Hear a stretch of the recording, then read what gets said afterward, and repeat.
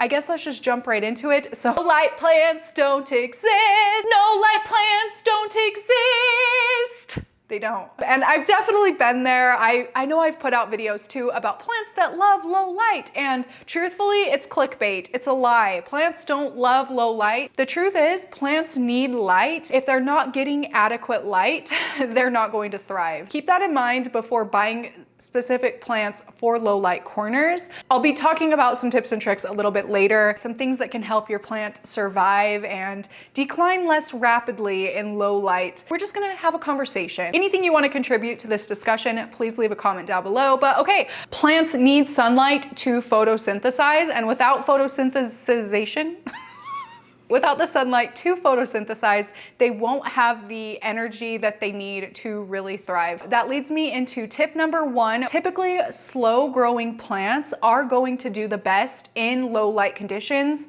The best reason being, can you hear my rooster? He thinks he's so tough. Slow growing plants aren't going to show the signs of decline as quickly as plants that grow fast. There are some plants that I do think do pretty well in low light conditions that I personally have kept in lower light setups. Overall, the plants that grow slowly aren't going to show the signs of decline as quickly as plants that grow fast, like of course, logically. Plants like Sansevieria, Aglaonemas don't really tend to grow very quickly for me. ZZ plants, what else? I have like a cardboard palm, ponytail palm. I can't think of any others off the top of my head. Those are the plants that are going to do the best, but it really is just because they don't grow fast enough for us to be able to see the signs as quickly as, say, like these plants, which also do okay in low light conditions. So like golden pothos, philodendron, schefflera, scindapsus, what else? I've kept Monstera adansonii in low corners. Peace lily. Those quick growing plants, while they might do fine for a while, once they start to decline, you're definitely going to notice the signs that the plant isn't loving the low amount of light quicker. Really, that's just the way it is. And it strictly is because the plant grows so much more quickly. The signs are going to be more evident. If a plant grows this much in a year and a plant grows this much in a year, of course, this plant is going to tell more of a story. So like I said, stick more towards slow growing plants and they will typically last longer in the low light corners.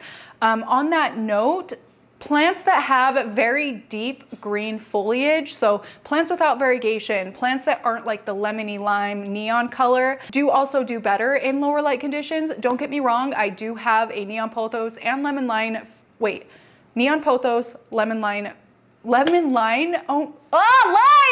That's a tongue twister. I do have a neon pothos and lemon lime philodendron in low light corners right as we speak. They're doing okay. They're still growing and not showing too many signs of decline. They're not no light corners, just low light corners.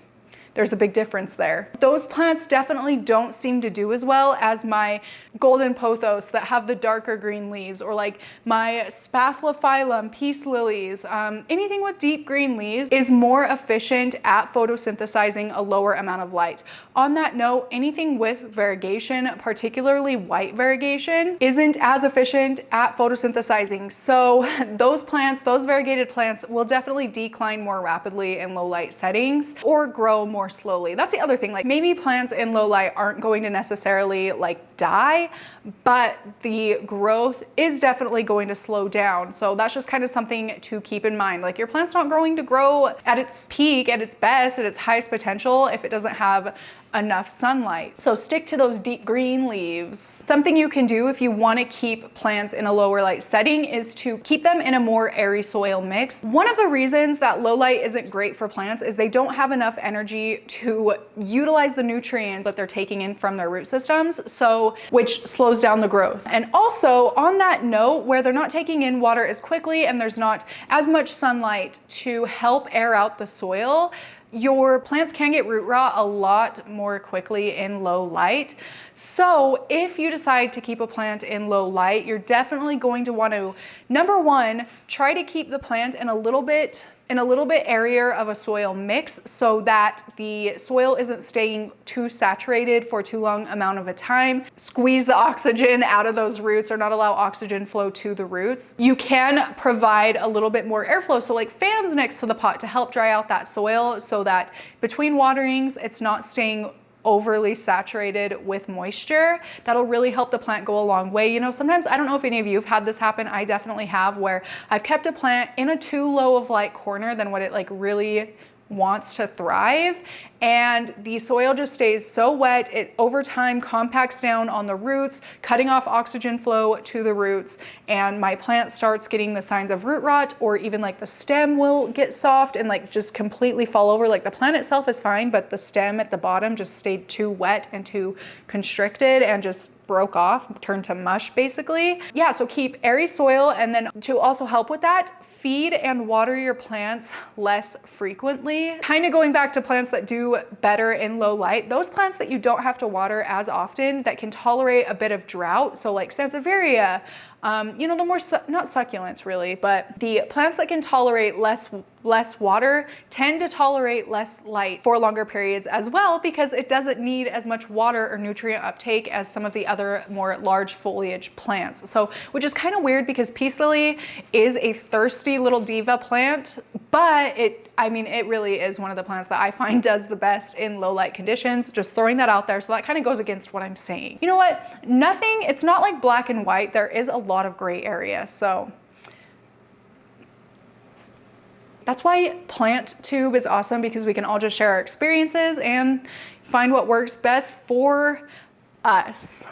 This might be kind of a common sense tip, but clean your low light kept plants leaves. So any plants you're leaving in low light, make sure they're dust free as often as possible. And what little light does reach those leaves will be able to get through that little layer on top of the leaves so that it can be utilized by the plant for photosynthesis, to photosynthesize for energy to grow. I mean, if your plant is already getting low light and it has a coating of dust or whatever, that's just like an added layer that light has to penetrate to get to the actual plant. It's just best to keep them clean, and it is best to keep your plants clean in general for multiple other reasons as well. This is just an added reason. I will say, I don't know if this is a tip because I haven't had them up long enough to tell you if it works. I did just put grow bulbs in my bathroom light fixture, so we'll see how that goes, but I'm not like leaving the light on in there all day long or anything, but anytime anybody goes in there, when I go in there to like bathe the kids or, you know, whatever we go in the bathroom for, I don't need to get into the details of that. Anytime somebody flicks on the light, then those grow lights are gonna give just like an added little push of light to my plants that are kept in there. So I have a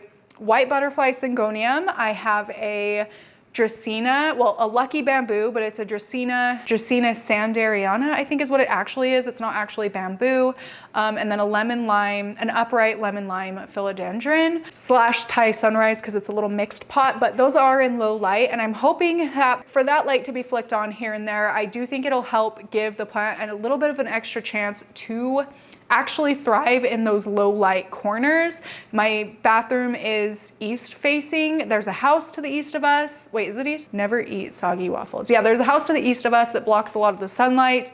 It is a small window, and the plants are like on the wall, same wall as the window. So like really no natural sunlight is reaching them. I'm hoping these grow bulbs will really help. You don't necessarily have to use grow bulbs for your plants. If you buy bulbs that are between 5,000 to 6,000, with white light that looks white to the eye, does have more equal parts of the blue and red light waves that plants need. So they do need like a full spectrum of light. Grow bulbs are ideal, and I know people are like, oh, grow bulbs are exactly the same as regular bulbs. They're actually not. They're made specifically for plants, and they have the correct combination of intensity, lumens, and then also the color waves that the plants need to grow. So I get where people are saying that grow bulbs are more expensive unnecessarily.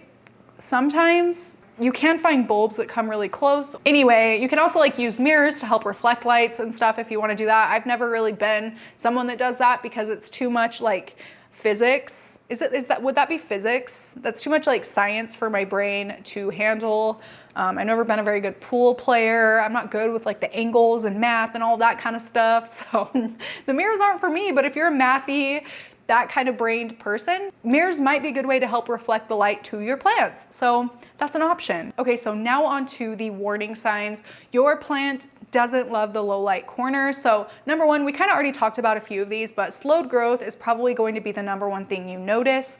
Root rot, of course. So if the bottom of the plant is getting soft, kind of smelly, or browning a little bit, that can be a sign the plant needs to be watered less frequently, the soil needs to be aerated, or it needs to be moved into more light to help evaporate some of that added moisture down there. If your plant is etiolating, I think is how you say it, where the inner nodes start to space out longer and longer, that means that it's really trying to reach and get to whatever sunlight it can without wasting as much energy on actually producing foliage as possible. Oh, and small growth, did I say that already? If the leaves start coming in smaller, then it's not getting enough light. If the leaves come in more dull, so like if my peace lily starts throwing out super light colored leaves, then I know then that's a pretty telltale sign that it's not getting enough sunlight or it's being overwatered. That's the hard thing about plants. Like something like yellow leaves can mean everything.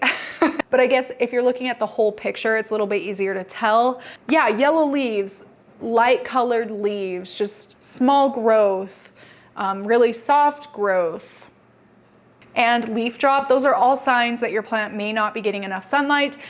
Not enough light can be a factor to all those problems, but it isn't necessarily the only cause of all those problems, if that makes sense. So it's just kind of something to consider. I will put this video in a lighting playlist where I talk a bit more about low light plants, or lighting in general, so that you can go watch those if you have a bit more questions. I think I might, I don't know.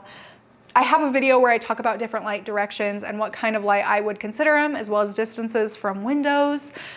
I hope that that might be helpful as well. I can definitely redo that video if that would be something you're all interested in. Yeah, I just hope that that was helpful. I just kind of wanted to touch on it because no plant is no light. All plants need sunlight to grow. Those are just some things to keep in mind. I hope this video was helpful, if not just something to watch while you do your dishes. That is it for this video. Thank you so much for watching, and I will see you in my next one. Bye! Whatever.